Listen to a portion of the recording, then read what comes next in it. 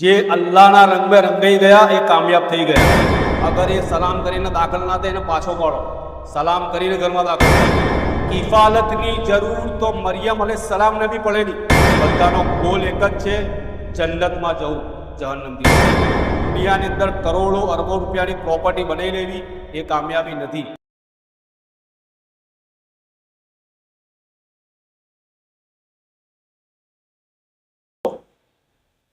Islamic રોકટોક આઝાદી છે કે ફંદો છે? કેટલી મારી મા બહેનો વિચારે છે કે આઝાદી નથી, આ તો ફંદો છે. મોગા મોગા ફોન અપાવી દેવા એ કામયાબી નિશાની નથી. છોકરીને 20,000 25,000 25,000 30,000 નો ફોન અપાવી દેવો કામયાબી નથી.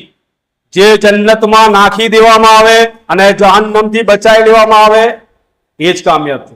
હું નથી કહેતો, અલ્લાહનું કુરાન કહે છે. સૂરા આલે ઇમરાન છે હાફિઝ સાહેબ, સૂરા આલે ઇમરાન में अल्लाह ताला કહે છે જે જન્નતમાં નાખી દેવામાં આવ્યો અને જહન્નમથી બચાવી લેવામાં આવ્યો એ કામયાબ થઈ ગયો. શું આપણું ઘર ઇસ્લામી રંગમાં રંગાયું છે? સિબગત અલ્લાહ, જે અલ્લાહના રંગ में રંગાઈ ગયા એ કામયાબ થઈ ગયા. આપણે ચેક કર્યું કે 5 ટાઈમ નમાજો, ખાસ કરીને ફજર, કુરાને મજીદની તિલાવત દિવસમાં 2 થી 3 વાર આપણી છોકરી કરે છે, આપણે કરીએ છીએ. સવાર સાંજના દરેક અસ્કાર કોણ કોણ કરે છે? આવતા જતા સલામનો કોના ઘરમાં રિવાજ છે કે કોઈ બી ઘરનો ફર્દ આવે, મર્દ હોય, નાનો હોય, મોટો હોય, અસ્સલામુ અલૈકુમ વરહમતુલ્લાહ કહીને ઘરમાં દાખલ થાય છે. અગર એ સલામ કરીને દાખલ ના થાય એને પાછો પાડો, સલામ કરીને ઘરમાં દાખલ થા. અલ્લાહ નબીની હદીસ છે, આ સલામ કહેવાથી તમારા ઘરોમાં બરકત દાખલ થાય છે, એકબીજાના દિલોમાં મોહબ્બત પેદા થાય છે. બે હયાઈ ને બે બરદગીના કામથી આપણે કેટલા દૂર છે. આ આઝાદી નથી. કિફાલતની જરૂર તો મરિયમ અલૈહિસ્સલામને બી પડેલી. અલ્લાહુ અકબર. મરિયમ અલૈહિસ્સલામને બી કિફાલતની જરૂર પડેલી. એમને કોણ કિફાલત કરતું? હજરત જકરિયા અલૈહિસ્સલામ. તે તેમનું ધ્યાન રાખતા હતા. અગર કોઈ આપણા ઘરનો ફર્દ, ચાહે શોહર હોય, ભાઈ હોય કે કોઈ બી રિશ્તેદાર હોય, અગર રોકટોક કરતો હોય કે બાપ હોય, અગર એ રોકટોક કરે છે આપણને, બેટી આવું ના કરીશ, બેટી આમ ના કરીશ, બેટી બે પડદાકી ના કરીશ, બુરખો પહેરાવર બહાર ના જઈશ, તો એ રોકટોક નથી, એ તમારી મોહબ્બત છે. એ તમને જન્નત તરફ લઈ જવા માંગે છે, જહન્નમથી બચાવવા માંગે છે. અગર કોઈ બી દીનનું કામ અગર એ કરે છે, એનો મકસદ બધાનો એક જ છે, બધાનો ગોલ એક જ છે, જન્નતમાં જવું, જહન્નમથી બચવું. આપણે બધા આ બધી વસ્તુ ઇન્ટરનેટનું સાંભળ્યું, મૌલાનાએ મનહજનું કહ્યું, દીનમાં અકીદાનું કહ્યું. અકીદામાં પણ બિગાડ આવશે, દીનમાં બિગાડ આવશે.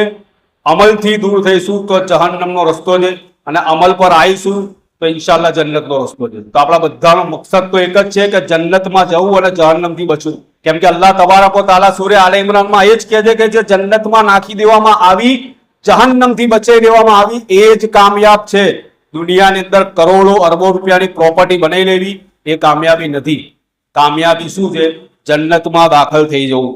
એપલનો ફોન વાપરવામાં પણ કોઈ વાંધો નથી, પણ અગર એ ફોનની અંદર ખોટી વસ્તુઓ આપણી છોકરી કે છોકરો વાપરતો હોય તો એ મા બાપ માટે લાલ બત્તી છે, બચાવી લેવું જોઈએ.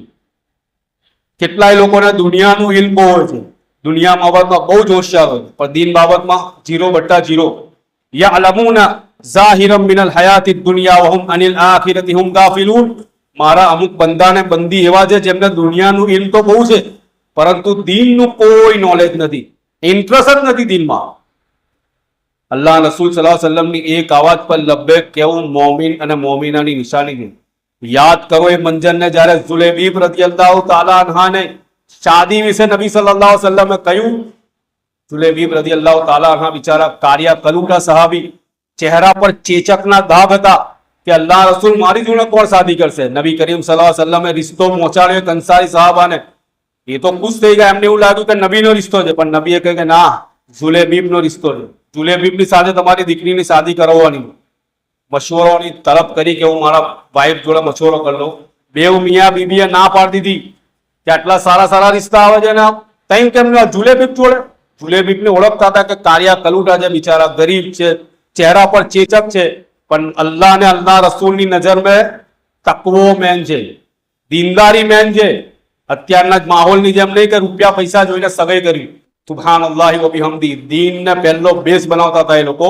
જુલેબીબની બીબી જે પાછળથી એમની બીબી બની, એમની છોકરી આ વાત સાંભળી ગઈને કહ્યું કે અલ્લાહ રસૂલનો હુકમ છે મારા બાપ, તમે જેનો રિશ્તો આવ્યો છે એની તરફ ના જોજો, રિશ્તો કોણે મોકલાયો છે એની તરફ જુઓ. આ મોહમ્મદ સલ્લલ્લાહુ અલૈહિ વસલ્લમ ની તરફથી આવેલો રિશ્તો છે. અગર હું એને ઠુકરાઈ દઈશ તો નઉઝુબિલ્લાહ કંઈક મુશ્કેલી ના આવી જાય. તૈયારીમાં જુલેબીબ રઝિયલ્લાહુ તાલા અન્હુની જોડે રિશ્તાનું નક્કી કરાવે છે તેમની બેટી. સુભાન અલ્લાહ. અલ્લાહ નબી દુઆ કરે છે એમના માટે કે અલ્લાહ તું એમની જિંદગીમાં બરકત નાખ.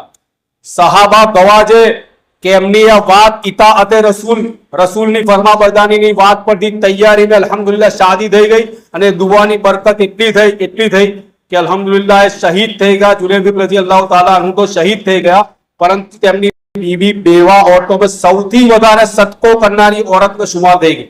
એટલી માલદાર બની ગઈ. હાલાકે બેવા ઓરતો વધારે પડતી ગરીબ હોય છે, પરંતુ જુલેબીબ રઝિયલ્લાહુ અન્હુની બીવી બેવા હોવા છતાં બી સૌથી માલદાર રહી, છેક સુધી મરતા સુધીને સદકો કરનારી. અલ્લાહ નબીની ઇતાઅતનો મતલબ અલ્હમ્દુલિલ્લાહ હંમેશા કામયાબી છે. હંઝલા રઝિયલ્લાહુ તાલા અન્હુની યાદ કરો. નવી શાદી થઈ છે.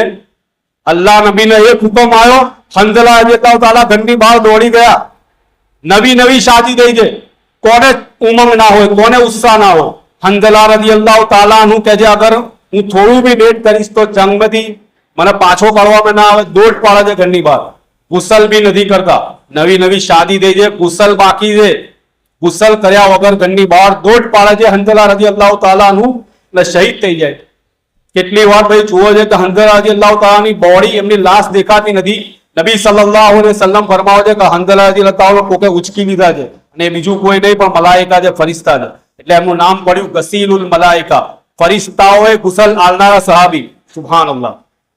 આ બધી વાતો એટલે કહેવામાં આવે છે કે ઇતાઅતે રસૂલ, અલ્લાહ અને અલ્લાહ રસૂલની ફરમાબરદારી આ જિંદગીનો અસલ મકસદ હોવો જોઈએ. અને આઝાદી અલ્લાહ તબારક વ તઆલા અને અલ્લાહ નબીએ જેટલી ઇસ્લામની અંદર ઓરતોને આલી જેટલી બીજી કોઈ ઓરતોને નથી આલી.